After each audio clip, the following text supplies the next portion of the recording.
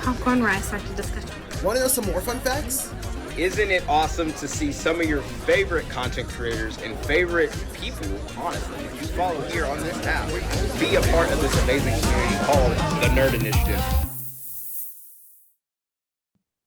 To kick it off, I mean, we're here with Jerry Milani from Philly Fan Expo, and I say that just because, so when we put the video up, it's not rad.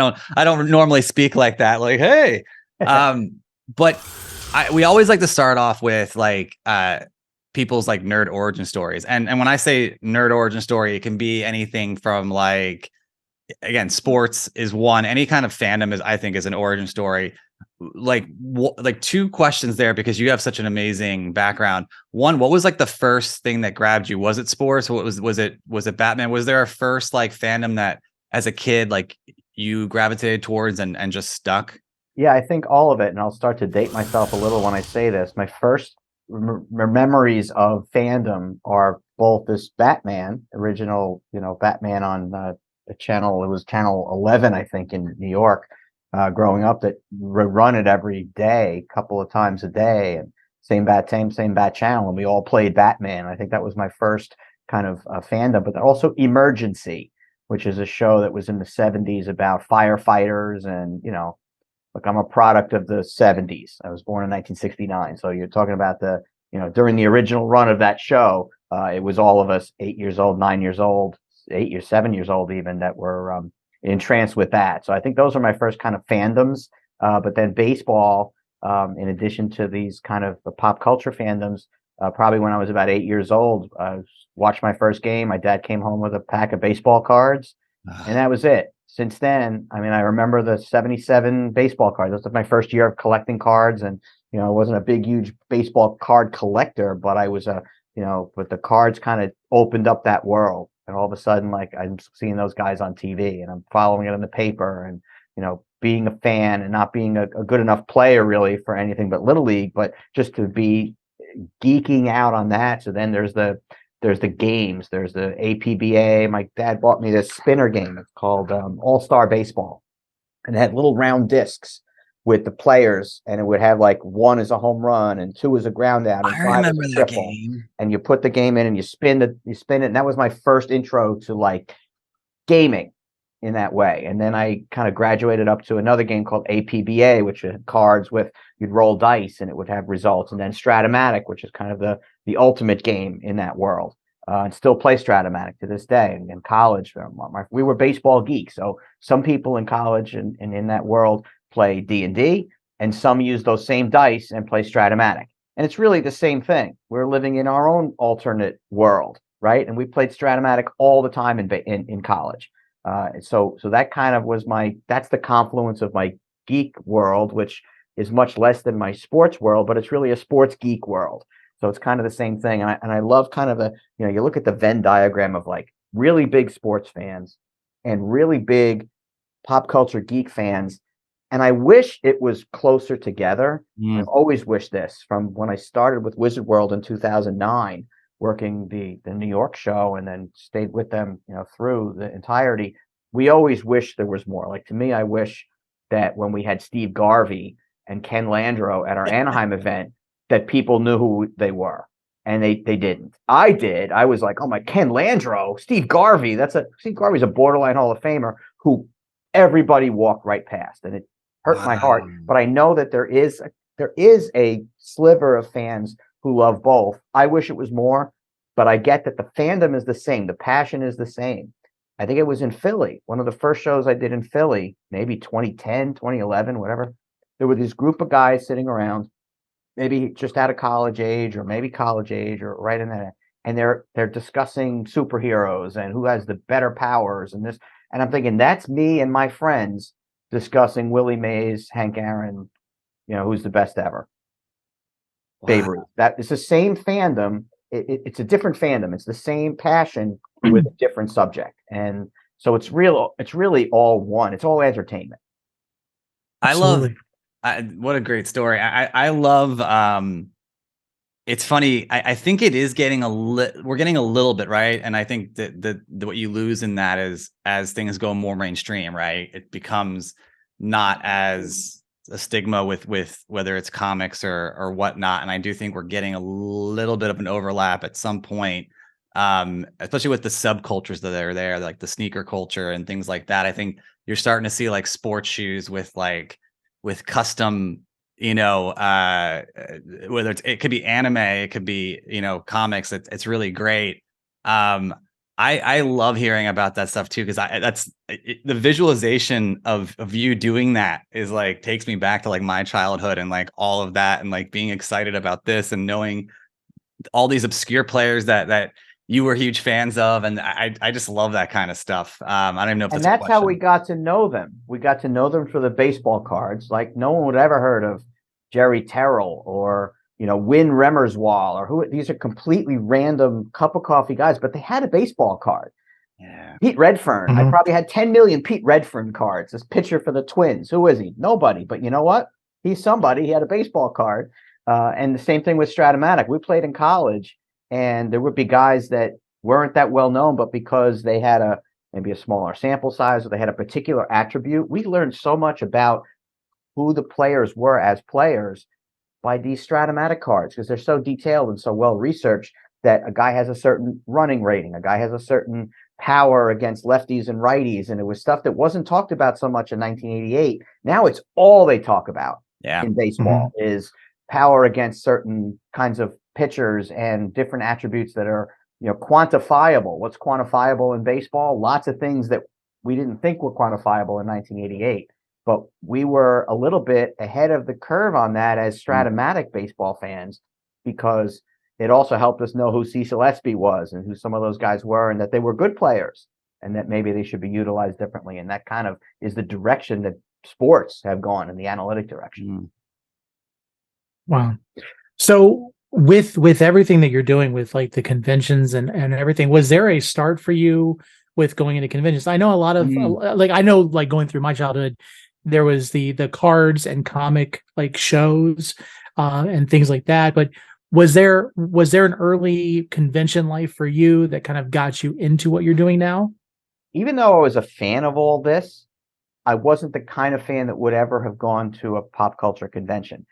I may not really have known what it was, to be honest, in let's say the mid 2000s. So in 2006, I started working for the International Fight League, which was a mixed martial arts team-based league that competed with the UFC on not as it was more of a feeder, but we had some athletes who had competed in UFC or who were on their way to competing. The coaches of the teams had mostly competed in MMA on the highest levels, and the owner of the IFL was Gareb Shamus, who was the owner of Wizard Magazine and the Wizard World conventions. So the first day that I started at IFL was in the office. The second day was in Chicago at Wizard World Chicago, 2006. And so we had set up a ring right in the middle of Wizard World Chicago, 2006. We brought our fighters in. We brought our coaches in. We did some media stuff. Probably weren't allowed to, but we had the guys doing some demonstrations and some not real fights, but like it was probably more than we probably should have been able to do. I don't think we were licensed in Illinois, but I think the statute of limitations has probably passed on that. So that was our introduction to sports trying to find that same niche of fandom. So in 2006, I think the Comic-Con world was skewed a lot more toward 18 to 30 males, whatever, 34, whatever you want to call the demographic. It's much broader now, but I think in 2006 we were still more in that world than we are today, which is so much more diverse and so much better in so many ways. But they were trying to capture, hey, if you're a fan of all the pop culture things and you live, maybe you'll also like this. And whether that worked or not, I'm not sure. We lasted a couple years with IFL, went through different iterations of what the league was and what the media rights were and things like that. Gareb ended up just focusing on the Wizard and not doing the IFL anymore. So when the IFL went away in 2008, we went kind of all we could do with it, and it didn't survive. There was the Wizard world, and so at that point, I had to kind of decide in my life, hey, am I going to go back to an agency? Am I going to find another sports property? It was a crossroads. What are you going to do? with this next, thing. And the Wizard World thing kind of popped. It was first I worked on the local side on the New York event in 2009. And then the person who had been running the PR for the entire series left for another job. And so he kept working. I just kept going back. It was like the guy in Seinfeld that keeps going back to work, or a guy in Office Space keeps going back to work, even though he's fired. I wasn't fired, but I just kept at it, and then became the director of media for the series, which grew from, at that point, we were doing 4 shows to, we did 22 shows in 2016. We had expanded. So my job was to, and then at some point I was able to have an assistant to help me with this, but I would be at all the shows, and also we hired a local person in each show. So my introduction, or my way into the Comic-Con world, was backdoor through sports, and through the way that everybody does things in this business is knowing people who know what you can do and then want to hire you. Even though I wasn't a pop culture PR expert, I was a PR expert with 20 years experience at that point. Now, I'm at 30 years of experience in that point. Again, if there's something that happens and it's right in my lane, well, the important thing with that was not so much the pop culture stuff. It was the PR side. It was knowing the business and how to promote whatever it is. So instead of promoting a mixed martial arts fighter, I was promoting Adam West. And what could be better than promoting Adam West? Nothing. Yeah, and it's really it's the human aspect too, right? It's like how you work with people, and that always shines through no matter what genre or industry you're in. It really is like how you relate to people, and that's clearly you have a skill set for that. And obviously we have to move on a little bit to Philly Fan Expo, because I know you have about 10 minutes left. And so really an exciting lineup, and I'm just glad that we got a chance to connect with you. Is there anything that you're seeing that fans are especially gravitating towards, or that you're especially excited about, of now we're looking at 15 years in this space? The lineup's great. Is there anything that pops out from the weekend that you're especially excited about? Yeah, I remember the year, I think it was 2015 or 2016. I remember we had the Back to the Future cast was there. We had all the Marvel Chris's, they were all there. And we had X-Files, were the 3 big fandoms that were all present. I mean, there were tons of other stuff there, and it was the biggest show. I think it rivals any of the big Chicago shows we ever did. That year in Philly, we brought some of those people to Chicago that year also, but that year Philly, and the venue is a little bit smaller than Chicago. There's a little edge to Philly and the fandom there that I love. I mean, I live in New Jersey, so it's an hour and 5-minute train ride from Newark, Penn Station to 30th Street Station. So that's another reason why I love the show, but it has that East Coast vibe that we don't have it. We never had at any of our other Wizard World shows. We did a couple of New York shows, but they weren't big. We did a Boston show that we don't talk of ever. And we have this this Philly show that, it's 2001 was the first year that Wizard World did the show. And I've been involved since 09 or 10 was probably the first year that I did the Philly show.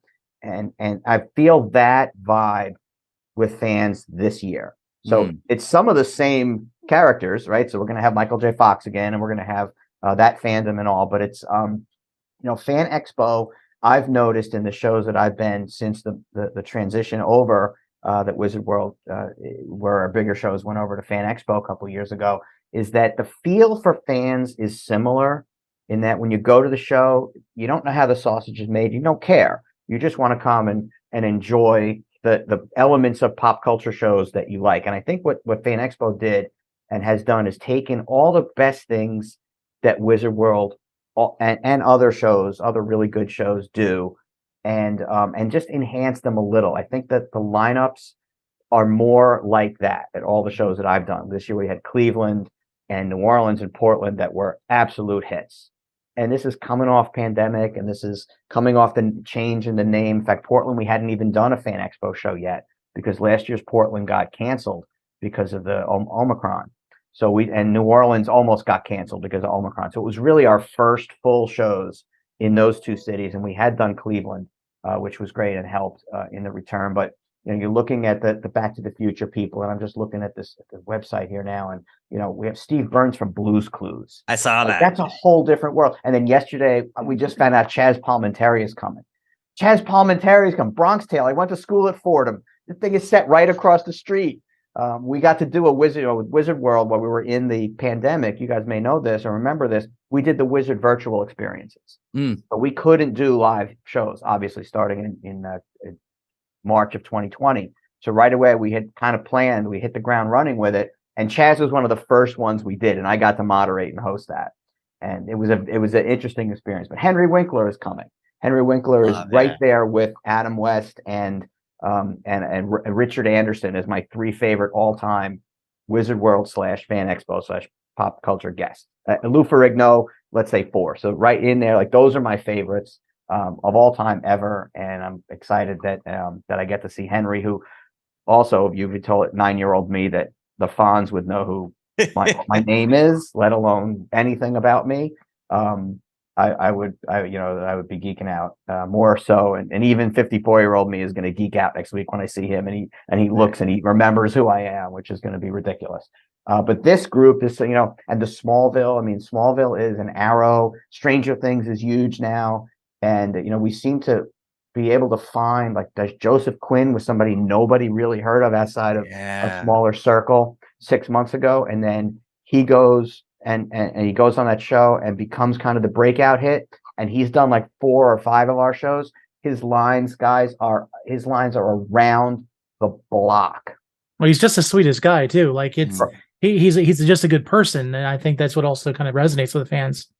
And then we try to tie in. So Grace Van Dien, maybe she's not the biggest star on the show, but she's also kind of a breakout hit in a way. So now that people will come and they'll go like, well, I'm going to get to meet her. I'm going to meet Joseph, and I'm going to get to meet her. And that's kind of the way you'll notice the way we try to not have just one person from a property, but multiple ones, so that fans who may have interest in one or the other. And this goes back to the baseball thing. To me, if I went to a baseball card convention and it was obscure Yankees from the 80s and the 90s, I'm going right over there. I need to meet Steve Kemp. Like, the guy ran into walls and ran through walls for the team and injured. I hurt his career by doing that. But that's a guy that I respect that, even though people wouldn't know that. It's the same with here. It's like, if you're a big Stranger Things fan, Grace Van Dien might be your favorite of all time. Like, Hawaii Five-0 was my favorite show growing up after the Young whatever. And some of our conventions, we've had some bit players in that.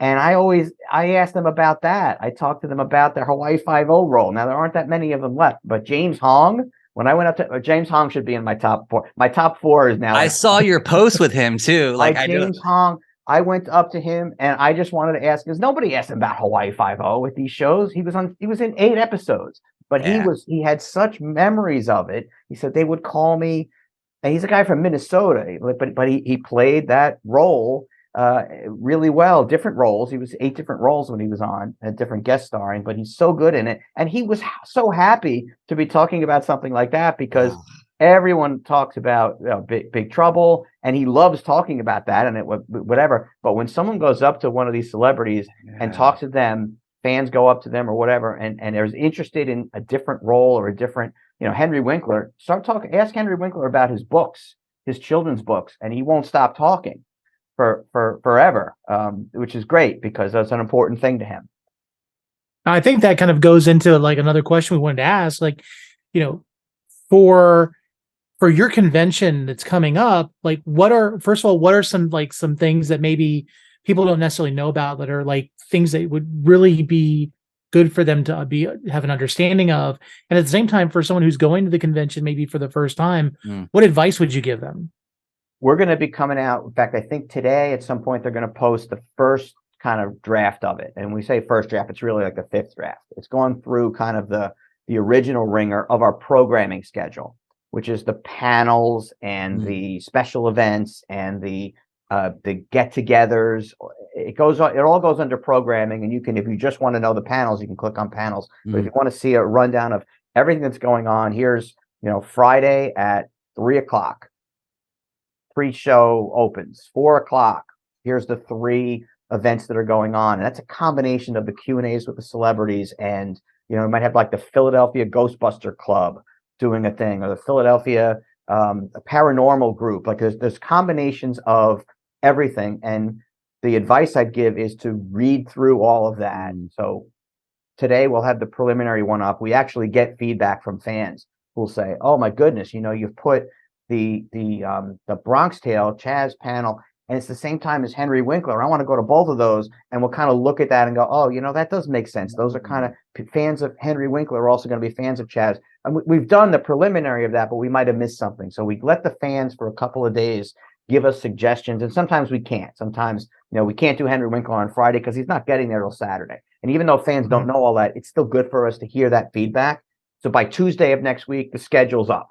So you're about 10 days out from the show. The schedule's up, and you can look through that and plan ahead. Circle the 5 things you want to make sure you don't miss on, because photo ops are at the times the photo ops are. Can't change that.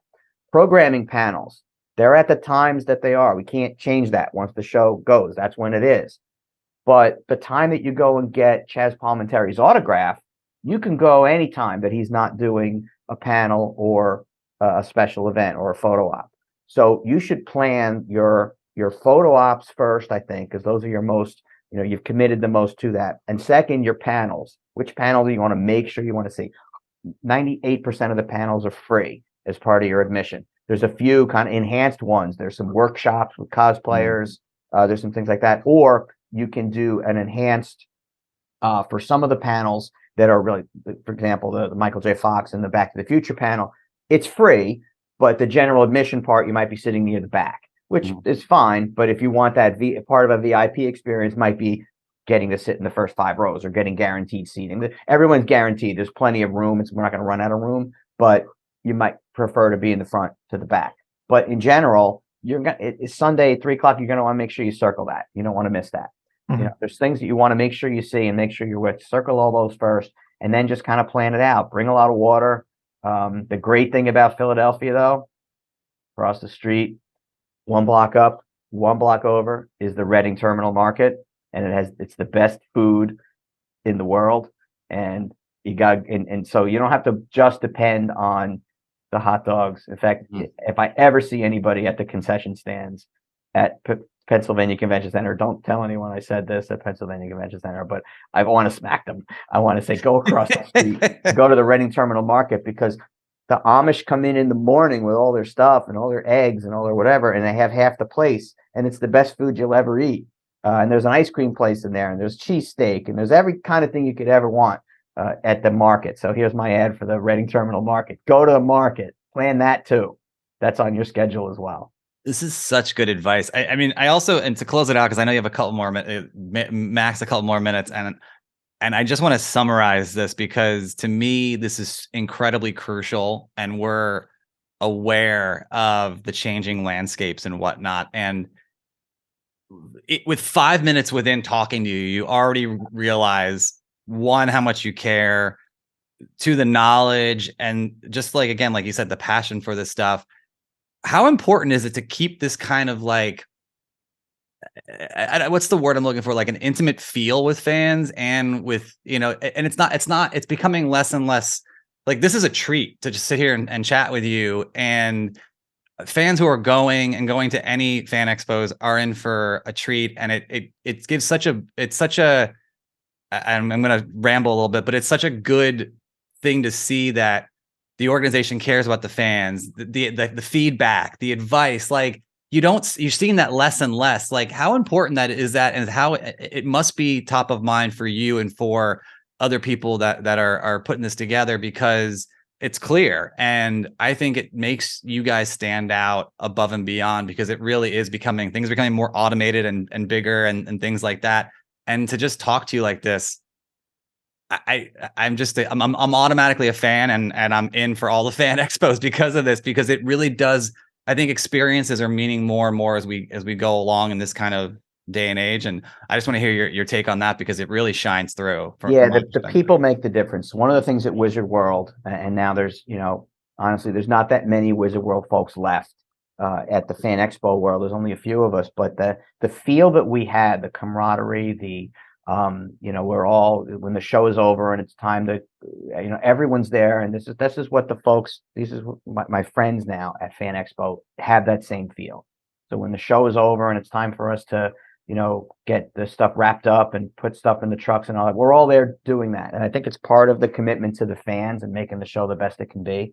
The example I use is for fans. I think there's something for everyone at the shows, and it's an effort to make it that way. It's not just come and get an autograph and leave. If you're a big, I'll just use Lou Ferrigno as an example because he's in my 5 top 10 favorites, and we've worked with him a lot. You might be going to the show because you want to meet the Hulk.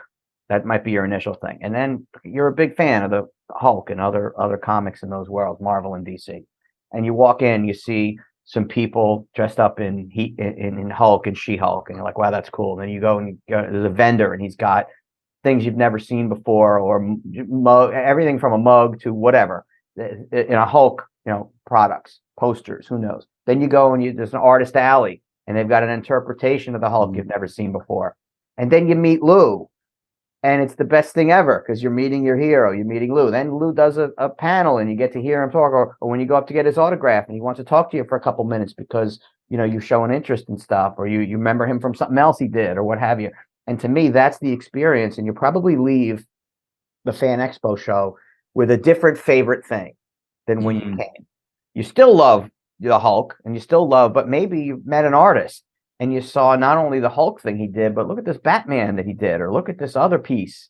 And maybe you got a commission, or maybe you're waiting online to get an autograph from Joseph Quinn, and there's 50 other right around you, big Stranger Things fan. I mean, our world lives online, right? The people who love this whole pop culture fandom, we live online, right? We're on Twitter and Instagram and Facebook, and we're reading stories and we're sharing ideas. And at a show, you get to meet those people, and you get to meet new friends. To me, people meeting others who love the same thing is even better than getting to say hi to Joseph Quinn for a couple minutes, which is the reason people are there. But I think people meeting each other is better. And I think that Fan Expo fosters that. And that's what, we love about doing the shows. We have a group of people that you think I'm enthusiastic, you should see them at the shows, that run our programming, that run our special events, that run the kids zone. I mean, you should see the people running around in the kids zone with the kids there. It's just amazing.